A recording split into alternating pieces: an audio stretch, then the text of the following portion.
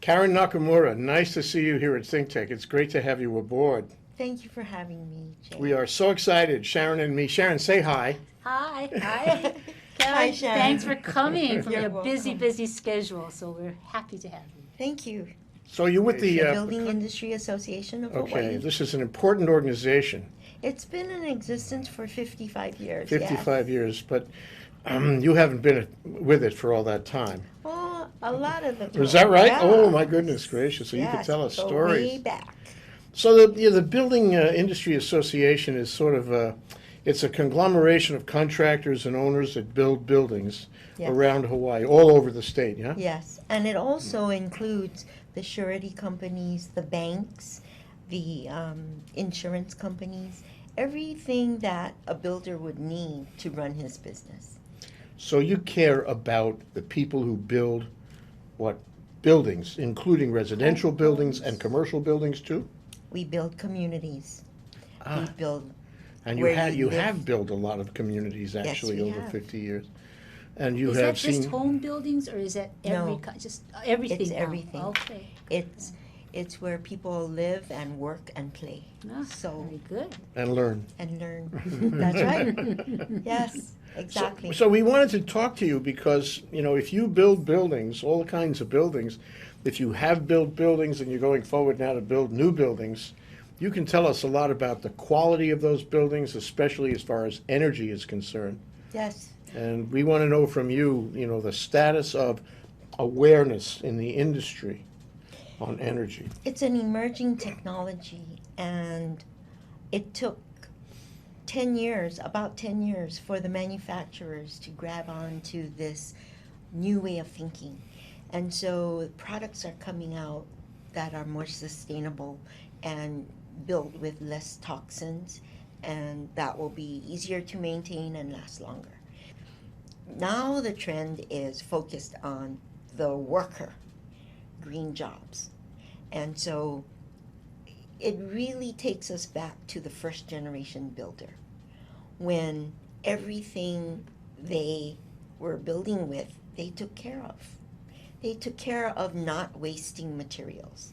They took care of their tools. They took care of not throwing away stuff in the landfill because there weren't any, right? And then we went through this phase of being a throwaway generation, several generations. Now we're going back to grassroots. You order less, you order on time, you waste less, and you build more sustainably. But we have to train them how to do this. So we're talking about training people in the industry to be sensitive and aware Yes, of sustainability. yes. So are they right now?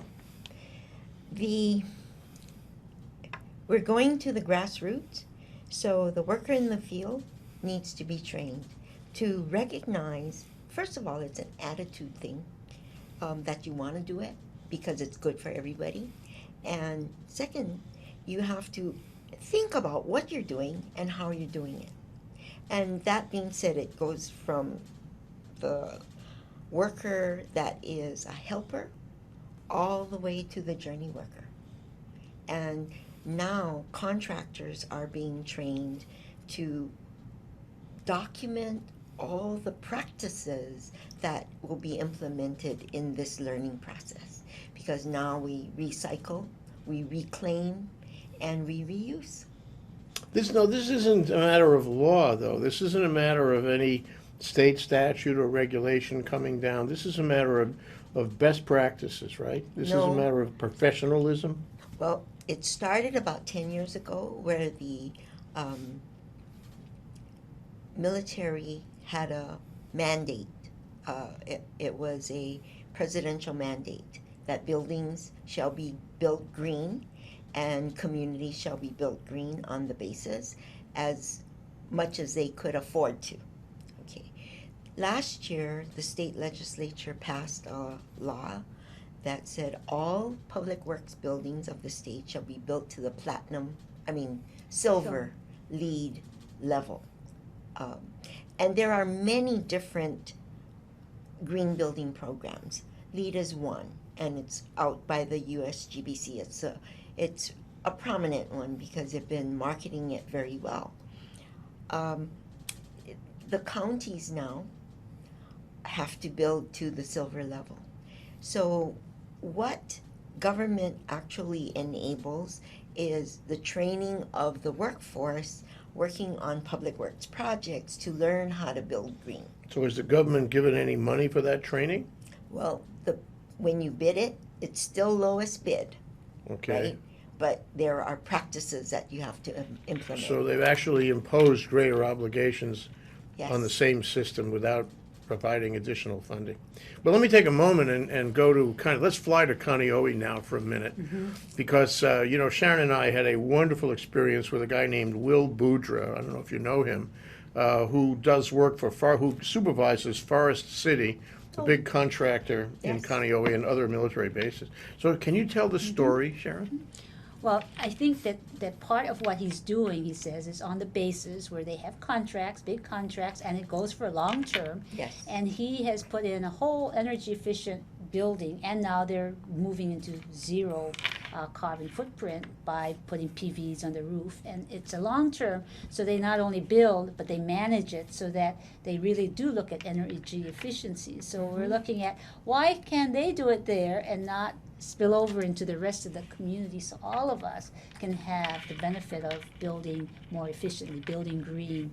And I know they have lots of big contracts coming down where they really do require their workers to have this knowledge and skill base to build green and to have the skills and certifications, I guess, Right. to also build. So tell us a little bit about what BIA Okay. is doing and how we might benefit from that. It takes education. We need to educate the consumer about what it means to live in a sustainable building and what it's going to cost and how they're going to save long-term costs. Upfront cost is going to be there, but the life cycle, we call it, is where they will save money. We don't know what the cost of electricity is going to be 10 years down the road. We know that if you put in a photovoltaic system today, this is the cost today. And then we generate our own electricity that we use within that building. With that comes rules and regulations as to how you convert that power so that you use it and whatever is left over goes to the public utility. All of that education creates demand. Once the demand is with the consumer, the industry reacts. Because if nobody's going to buy it, then nobody's going to do it, right? So if you create that demand through education, then they're going to want it. That's what has been happening, and that's why it has taken 20 years to get here. BIA started our green building program in 1999, 2000, with our first model demonstration home in partnership with DHHL on Hawaiian homelands. And we were putting in R19 insulation in the roof and radiant barrier and positioning the windows so that it would capture the winds from the north, bringing it through the building, and so for natural ventilation. But we had to educate the people who live in this house that you don't buy an air conditioner and stick it in your window. You know, we put in fans, we put in as much energy efficient light fixtures and appliances so that they could live with a lower electrical cost. And the siding is a 50-year siding, and the color was a part of the siding, so they didn't have to paint. All of those things saves things going to the landfill and saves replacement and a lower cost of operation. They want it more in the last, I'd say 5 years. They ask for it. They don't know what they're asking for, but they don't want to pay for it. So if you have a stock house and in a development and you say, okay, for a solar water heater, it's going to cost this much more. It's an option. For photovoltaic panel, it's this much more. It's an option. For recycled content carpeting, it's this much more. For formaldehyde-free countertops and case goods, it's this much more. So they can pick and choose, and then Right, they develop. but they were not willing to pay for it. They would rather buy an SUV. See, so it's a matter of personal choice, and what DHHL is doing in Kaupuni is that whole community is thinking green and living green. So it's not only design green, built green, but living green. Karen, why don't we just legislate this? Why don't we say we want it green? We want every residence green, and you guys figure out a way to do it. And if it costs more, well, it'll cost more. But we want a city, a state that's green. We can do that, can't we? Who would oppose that? We would only have the haves. Okay. It eliminates 80% of the population. Ooh, not so good. It's huge. Yeah, It's huge. Yeah. When I was going through the legislature to try to save the tax credit on solar water heating, Mhm. we lead the nation in solar water heating here in our little state. And the tax credits were working. Today, there are no tax credits for solar water heating except in remodeling. And still, the recapture period is, we try to recapture the cost within 5 years, but when it goes to 7 to 10 years, it takes a little longer and people are not willing to sacrifice that much. And so now that it's mandated through code, it has increased the cost of housing $4,000 to $7,000 depending on the size of the units, and people don't qualify. You know, if it's you're true. right on the edge. It's the house, this is my own thought, but the house is more important than the lot in the sense that the cost of occupancy on the land in Hawaii is too high relative to the cost of construction of the house. It's more important now in the year 2010 that we put our money into the house, and we need to shave down the rent or the leasehold cost, the fee cost, and apply greater funds to the construction of a good house. Well, today, take a typical lot, 5,000 square foot lot, that is 50 by 100. The cost of the development of that lot is running about $160,000. One lot. 5,000 feet's not that big. That's right. That's right. And why does it take so long? Because the permitting to get the lot with all the infrastructure and everything in takes 7 years. Ooh. And take a case like Coal Ridge, it's going to take 12 to 14 years. Ooh. Where do you think? Where is this being hung up? Don't say Department of Planning and Permitting. It's Well, you can if you want.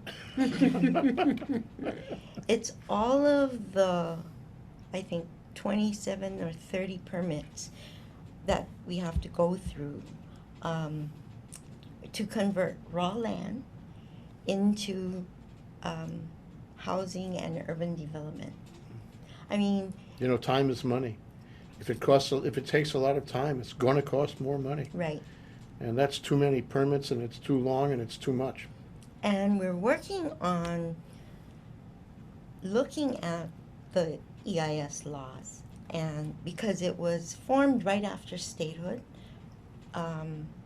mirrored after California's law, but California has revitalized that law every 3 to 5 years, and we have not. We've just kept adding more and more and more regulations, and sometimes, like a couple of years ago. I love this conversation, Sharon. Thank you for coming down, Karen. You're welcome. I told you. Wait till she gets divorced.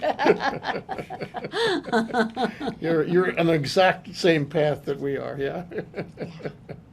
Yeah, to change the system so that we can Yeah. actually get people to have the benefits of energy efficiency and green and actually have a home. It's true, and this is not, we're not talking about an answer, a panacea to homelessness, but this does bear on it, Big time. big time. Big time. And that's why I was telling Sharon, we talk about not doing urban sprawl, right? Not going into the country to build urban housing. And so what is the solution? And rail is a solution.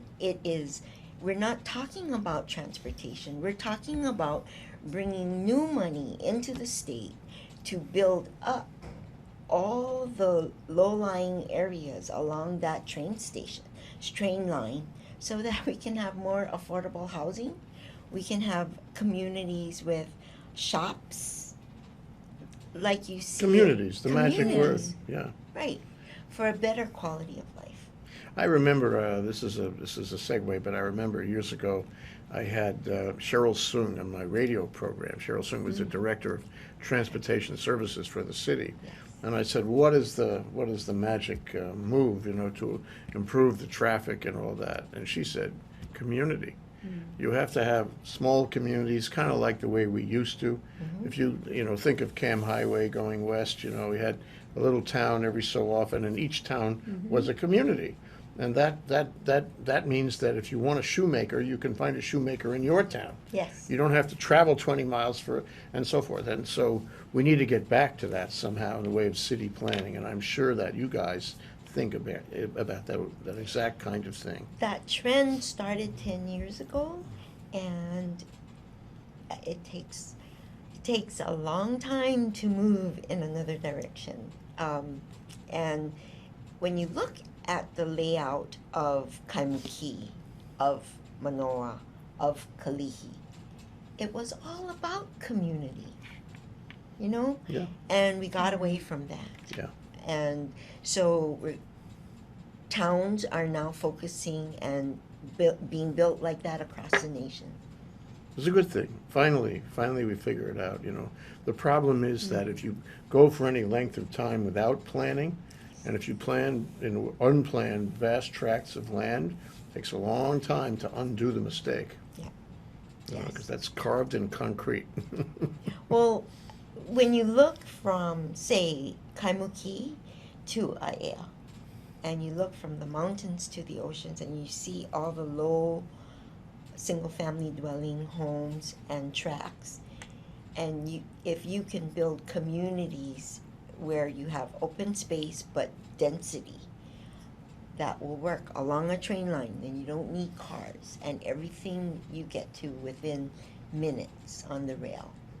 Well, I think we have a group of three anyway that is totally on the same page. But what about the legislature and what about the city? Are they on this page? I think the city is. This has been an ongoing thing for 25 years, or even before that. And it got voted down once. This is our second chance, maybe our last chance.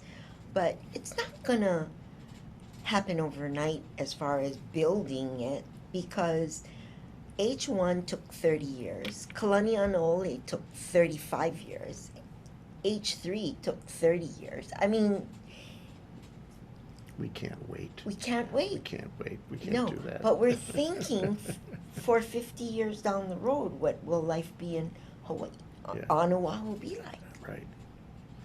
It's not for us. You know what? Don't you feel that years ago, within our lives, things were so sweet here. It was the community, and it was a certain Hawaii sense of place, and a certain friendliness, sort of a touchable quality to everywhere that we went. But now with the concrete all around us, it doesn't feel that way, and we're a little bit, out of sorts over it, because our community left us. And we have to find a way, to come together and bring back at least the same sort of experience in our That's city. But you have to realize too, I think a lot of people that live here don't realize that Honolulu, the city and county of Honolulu, is the 12th or 13th largest city in the United States. It's a big city. Yeah. It has a lot of people. Yeah. And we need to figure out a way to service each other. Yeah, it's true. And build relationships with each It's other. true. It's all about relationships.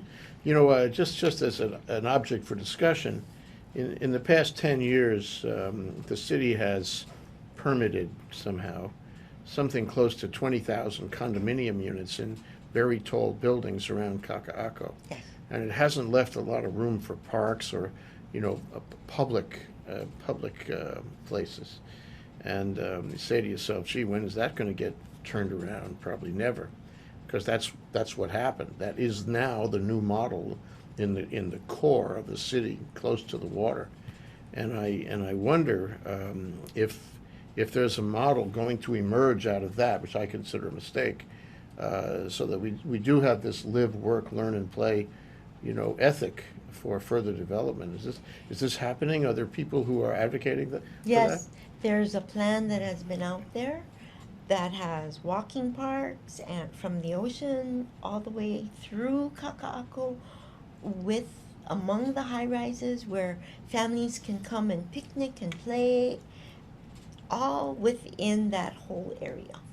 And the park, Kaka'ako Park, was part of that whole redevelopment plan. That was a dump.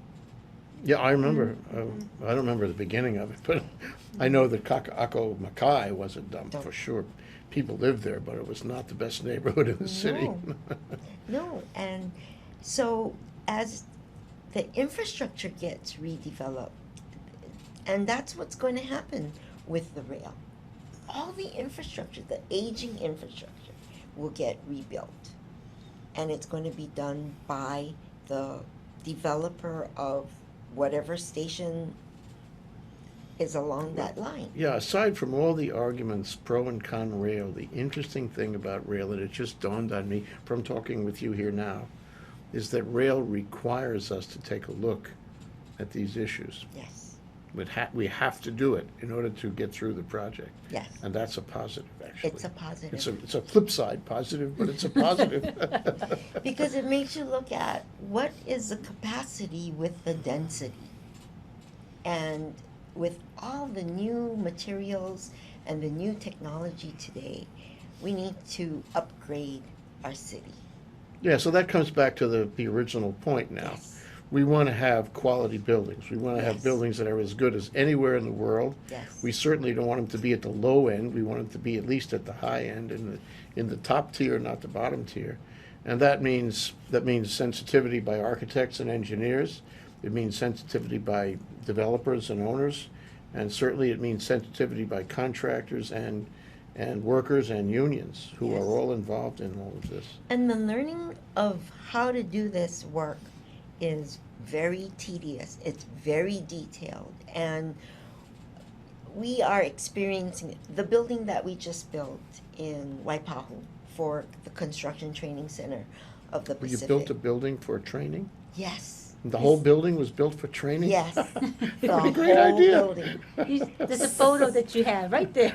We'll put the photo here, right here in the tape, okay? And it's built sustainably. Every classroom has a window for natural lighting. It's 7 classrooms and a shop. And it trains not only pre-apprentice construction training, but in continuing education so that we can keep our developers, our contractors, and our workers up to speed as to what's happening. Because this movement is structural. It's not going to go away. If you aren't building green in 3 to 5 years, you're not going to be in business. What will happen to you if you're not building green? Tell me about the economic process that puts you out of business. People won't want you to work for them because you are not building sustainably. You don't know how to work with the new products. You won't get manufacturer's warranty because you're not following the rules. all of that. This is happening now. Yeah, it's happening now. Sharon, did you It's know? happening now. Tell us about it. Well, you know, What about these contracts, these $1 million contracts that Oh. require these tender? Running off the side. So the military contracts that are coming into Hawaii are demanding waste management plan, are demanding site retention of water and resources, recycled content material, and less waste. Like, you can prevent 80 to 90% of construction waste from going to the dump by not over ordering and designing so that you don't have waste. You know, instead of a 10-foot floor ceiling, 10 foot, because drywall comes only 4 feet wide. You know, so you're not throwing away half of a sheet of drywall on every piece. More on reusable. What I was referring to earlier when I raised this is a company called Reuse It Hawaii. A small company. Yes. A couple of women, actually. Okay. Which, I mean, you wouldn't expect this. And what they do is they go around and they help you demolish your old house. Mhm. They take the materials from the old house and they stockpile the materials, and then they sell it to contractors to build new houses. Right. So they're, you know, and it's a great thing. This is a good deed, at least, but it's also a business. And originally they started in an open lot, not too far from the Children's Museum there in Kaka'ako. Yeah. You know, right near there, and it was an open lot, no shelter at all. And most recently, what I saw was that they had taken a lot more space in the warehouse building, not too far away, on the other side of the medical school in Kaka'ako. There's a warehouse. Used to be a homeless shelter. That's right, yeah, There's I something remember very that. symbolic and ironic about that. So now the Reuse It company is actually in what used to be the homeless shelter, and they are storing a lot more materials, and they're much more active than they used to be. And I guess that means they're more popular among buyers. You know? Yes. And people are willing to reuse doorknobs, hinges, doors, glass, mirrors. Yes. Yes. Framing, Yes. moldings, yes. And they probably get better quality in some cases. You know, the old materials were better quality. Yes. But in any event, it's like it's a philosophical experience to have a house which has pieces of other houses. Because it's sort of you get all the history, you get all the heart out of the other house, and now your house is carrying around history that it would never have had. That's know? true. That's true. And for the owner that really can appreciate it and embrace it, it means something, Yeah. you know? So how about the unions? This is the big question of the program. What about the unions? Are they buying into sustainability and reusability, or are they resisting it? Because if they get on board, we can do this. If they oppose it, and resist it, it's going to be harder, no? What has come down recently is each of the unions have gotten specific training materials specific to that trade. And so the issue is now to retrain all the workers in the field so that we're all working in sync. And that's going to be an education in itself. Contractors are realizing that they're paying for this education, and if the worker is not educated, then soon that worker will, if you're a contractor and you've got to do the work a certain way, according to green building standards, and this worker is not trained in it, I would want one from the union that is trained. And you can do that? Yeah. Yeah, we did have this really wonderful tour by Will Boudreaux of Forest City, and he was showing us all these things that you wouldn't necessarily know, how you seal up this and close that, and you put this kind of equipment in, and as a result, you get huge leverage. And I'd like to explore some of the issues that he raised about how you do that and how he does it. But the one that comes to mind first is his thought that Well, the people, the contractors, the subcontractors who work on Forest City projects come in not knowing this stuff, local. They come into his federal projects not knowing about this, and they leave knowing about it. So he feels he's doing the whole state a favor by Yes. training them up about On the this. job training. Definitely. And see, that is government's role, right? They mandate this way of work, but there's nobody trained to do it. So you do it on the public works facilities. I mean, if you're going to mandate it, then walk your talk so that the private sector can learn on your job and then perform it outside. Yeah, and they're little things. They're little technique things, things that somebody has to show you, on the Yes. job. They have to show you and show you by example how to do it. Yes.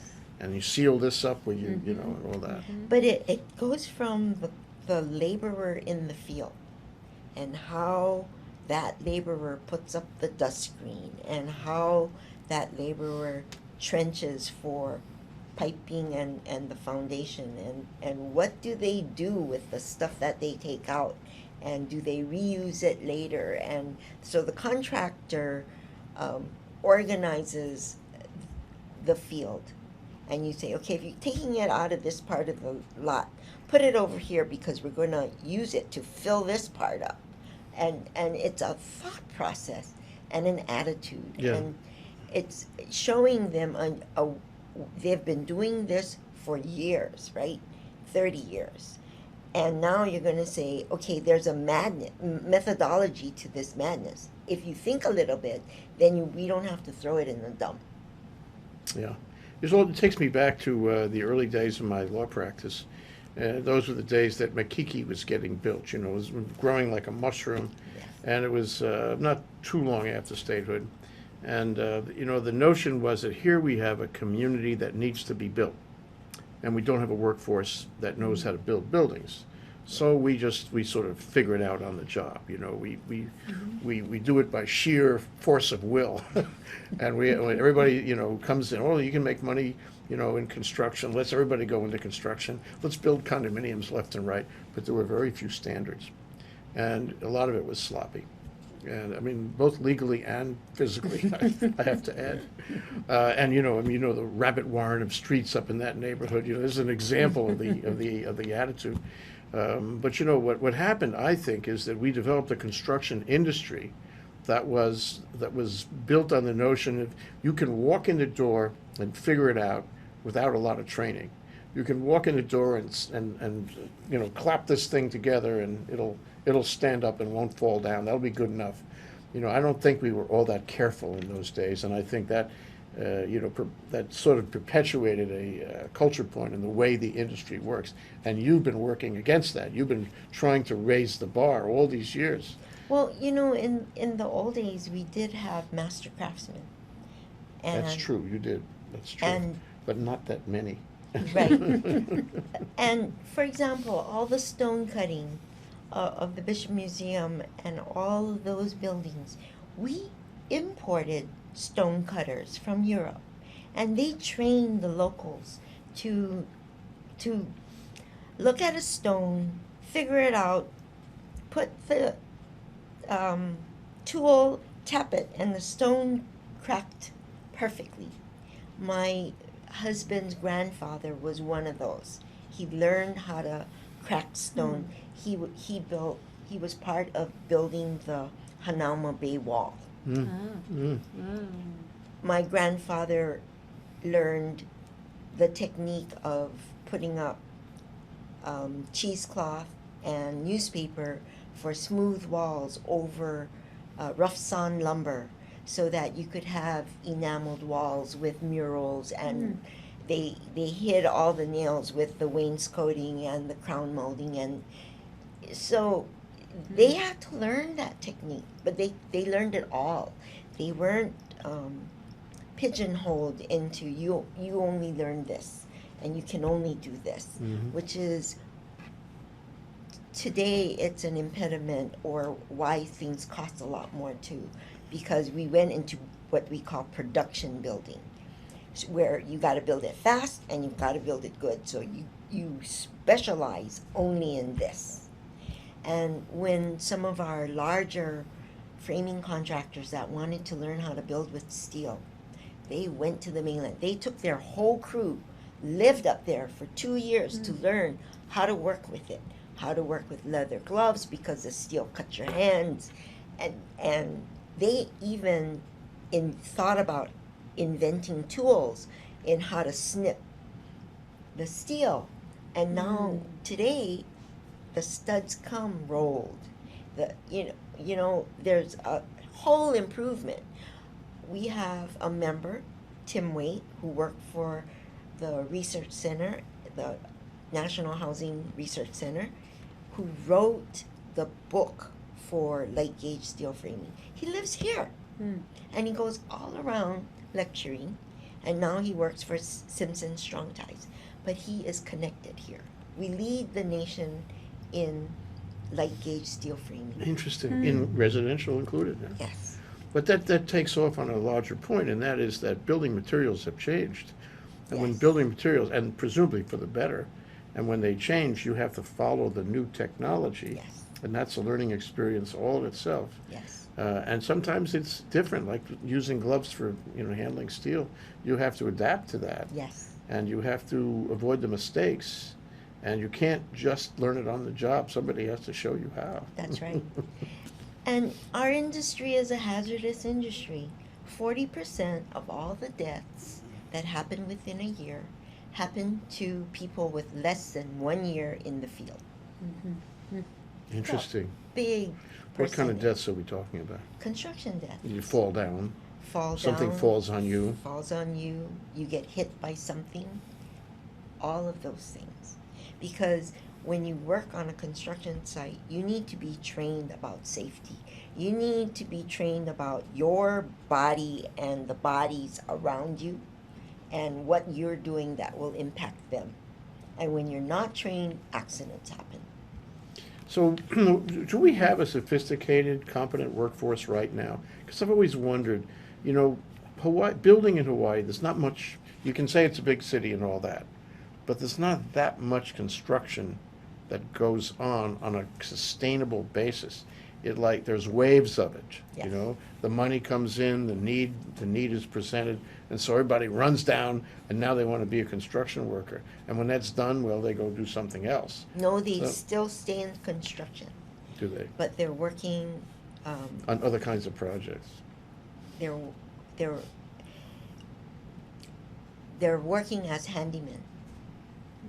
You mean small solo operations, proprietorships and all. Because interesting. it's a life learned skill, Yeah, yeah, yeah. right? And we have an aging housing inventory. Well, I was going to ask you about that. I think that is a really important point that people don't know. You realize that most neighborhoods that you think of in Hawaii, and rebuilt. most public buildings too, have not been demolished and rebuilt. That's right. We have a huge growing requirement for renewal, and we haven't even started doing that yet. No. Makiki should be demolished and rebuilt, for example. I hope nobody Now. from Makiki watches this. Yeah, right. You'd be up in arms saying, hey, wait a minute, I don't want to be displaced. When you go to the DBED data book, it shows how much housing inventory there is, right? 529,000 units.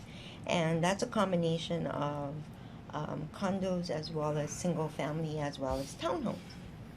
319,000, around 300,000 units were built prior to 1978. Of the 500,000. So that 60% were built. How many years ago was that? That's right. It's 40 years ago. Right. EPA just came down with a ruling that any building and residence built prior to 1978 needs a certified lead renovator because Of the lead. lead-based paint was used prior to 1978. And you need to perform the tests before you do the work. So that ruling went into effect April 22nd. July 6th, it's going to include all commercial buildings. Whoa, a lot of work there. Huge. Schools, hospitals, commercial It's okay. buildings. It's okay. But you have to have certified people, don't you? And where are these people who are gonna come and certify that, in fact? That's the true. activity- It's the testing and then whatever follows. Right. Yes. So it's gonna take longer, even gonna take- longer. It's going to take longer and Even it's going to costlier. be more costly. And we have one certified trainer in Hawaii. It's not enough. And the maximum capacity that he can train in one room is 18 people at a time. 15 to 18 people at a time. And this includes plumbers, electricians, painters, remodelers, carpenters. It includes everybody. It could stop the whole building industry, couldn't it? By all these old retrofitting of buildings, because you have like that's one little choke point Right. to be certified. So that's huh? what we're trying to do now, is take this training to the neighbor islands as well as train as many people as we can. Is this your primary function? I mean, the organization to train people in the industry so that they can do better work? Yes, to build better communities. That worked out swell. I mean, really, that there is an organization that attends to this, Yes. and that you're actively doing it, and that you have the big picture in mind. You're doing good work, Karen. Thank It's you. important Thank you, work. Jane. Good work. We want a good infrastructure for the industry. We're in a structural change now where the younger workers are moving up and our generation is retiring. So now is a good time to put that training in. Oh, I think we're at a crossroads in so many ways. I was talking before about land reform. You know, a lot of these condominiums are coming up on the end of their lease, the leasehold condominiums. That's happening. You know, you have the issue of rents and cost of occupancy too high for the population that winds up on the beach. You have government which is swollen with people who need to sit on your permit application for a year and a half. You have changes in building materials. You have the infrastructure itself, which is getting old and needs to be demolished and replaced. I mean, all these things are an intersection. That's right. And you, I think, are in the middle of it somehow, meaning you've got to look at all these balls in the air and try to figure out, you know, how we are going to go to the next chapter, which includes really a general plan of bringing all the elements together and making a new community for us. And a new community hopefully will hold our kids here, you know? Yes. So what do you see are ways that you can address the challenges, and what do we need to do for us to really build a strong community for the future? You've been talking about a lot of things. We have been talking about a lot of things. What do you think are like number 1, 2, 3 of the future? I think our industry, well, our association is at the point where we've got to look forward to the next 10 to 15 years. What is our role? What will our role be? And how will we bring everybody together to advance the industry so that we can build better and we can sustain lifelong learning in our industry so that we can continue to build quality buildings. Yes. Mm-hmm. And then, I mean, I predict that in that period, there's going to be all kinds of demands for a renewed energy, and we'll get to energy in a minute, I swear. Renewed energy in planning, you know, and creating communities. I mean, for example, just as a small observation, drive down a street, okay, and say to yourself, how long have I been driving down this street? You know, decades, 3, 4 decades, 5 decades. Has anybody widened the street? Has anybody changed the way the street works? Changed the direction of the street? You know, condemned a corner to make it smoother and better?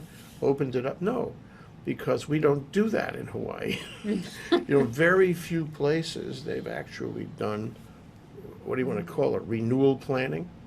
Except maybe rail will change that because it requires you to look at it. But, I think that is going to go hand in glove in this period you're talking about. Yes. There will be a renewal. There must be a renewal. Somebody is going to look at those streets, those neighborhoods, those old buildings, those rabbit warrens, and you're going to be involved. You'll be the beneficiary, but you'll also be involved. Well, and that's all part of, right now it's called inclusionary zoning, where when an entity comes in and wants to develop a property, you've got to pay for the on and off ramps to the freeway. Right. You've got to pay for the schools and the strip malls and the library and the water and the sewer system And putting the telephone poles underground. underground. And so all of that gets rolled into how many lots in this subdivision, right? Because the vertical construction of schools, $100 million easy, right? Plus you got to give the land, Mr. Developer. Right. Well, 12 to 15 acres of land for that school. So right up front, before you put one shovel in the ground, you have incurred all these costs. And then now we have an agreement. Now go get the permits to do it, Yeah. which takes So it's so another. expensive, and this leads back to the whole thing about energy. So when this young fellow wants to, with his new wife and so forth, they want to buy a house, this is their big ticket to staying in Hawaii, and the price tag is really high. Yes. Somebody says to him, would you like to spend another $20,000-$30,000 on energy efficient stuff? And you have an option, yes or no. He says no, because he doesn't have any more money. That's right. That's right. And our property values have not dropped. In the 90s, it did drop because we were overbuilt. There was a lot of inventory. This recession has been no inventory. And so property values have sustained their value. But there's been a shortage. Now we're getting to the point where by 2015, we'll be 30,000 to 40,000 units short of the demand. So what does this mean? Prices go up? Prices will go up. Our median priced home on Oahu now is what?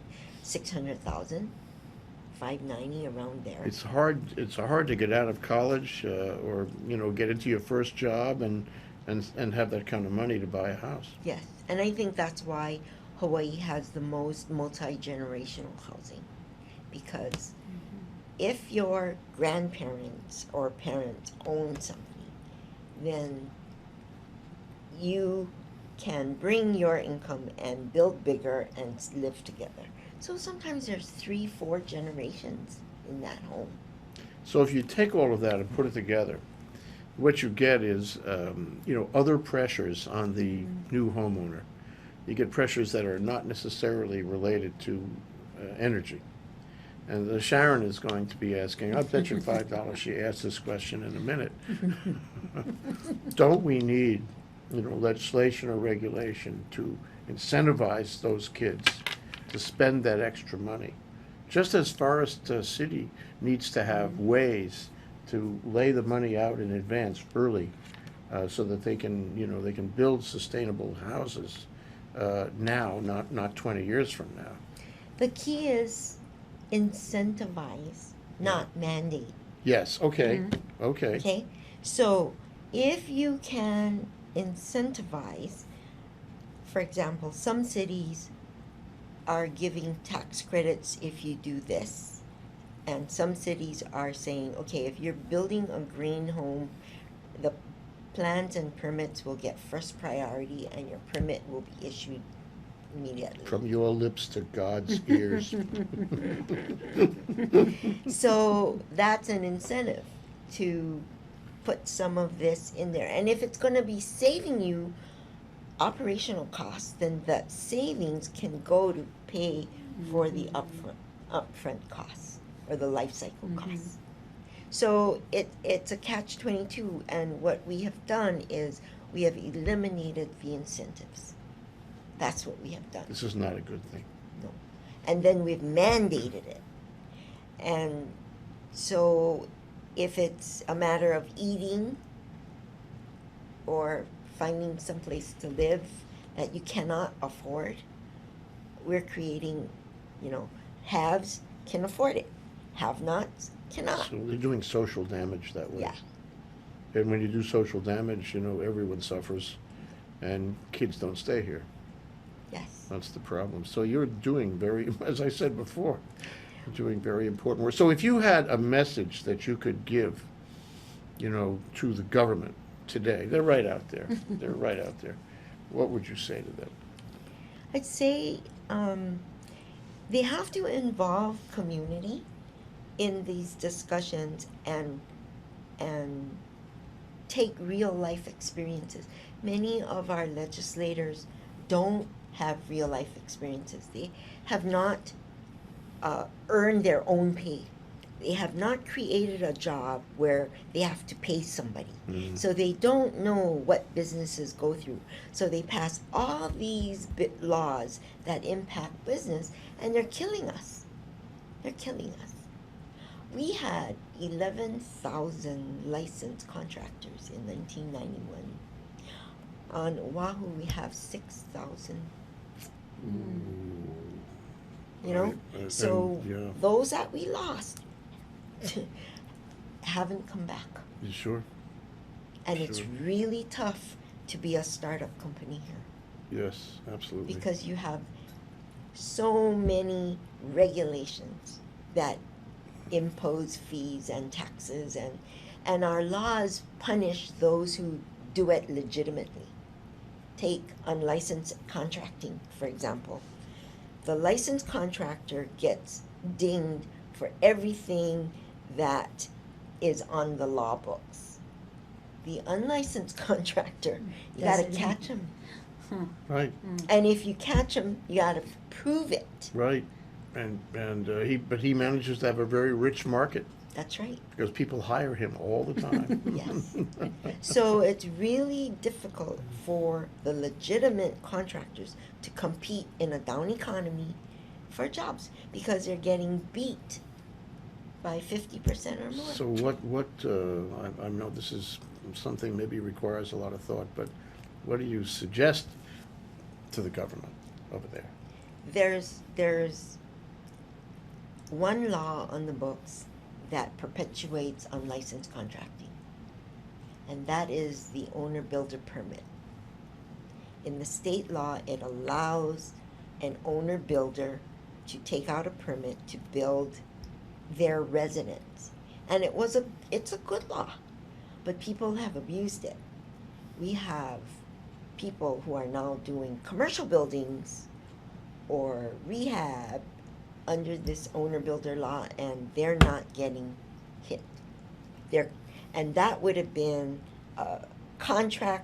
licensed contractors, and following the building code, the plumbing code, the electrical code, to build it safe.